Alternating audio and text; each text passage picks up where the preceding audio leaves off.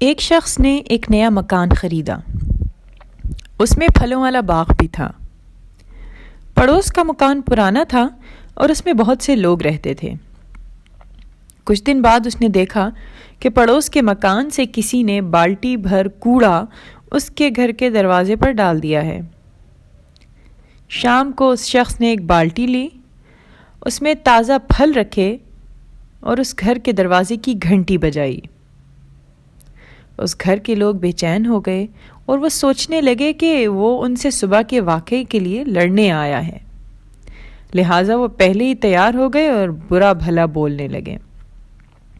مگر جیسے ہی انہوں نے دروازہ کھولا وہ حیران ہو گئے۔ رسیلی تازہ پھل کی بھری بالٹی کے ساتھ مسکراہٹ چہرے پر لیے نیا پڑوسی سامنے کھڑا تھا۔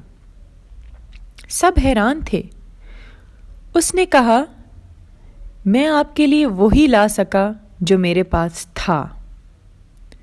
سچ ہے، جس کے پاس جو ہے وہی وہ دوسرے کو دے سکتا ہے۔ ذرا سوچئے کہ آپ کے پاس دوسروں کے لیے کیا ہے۔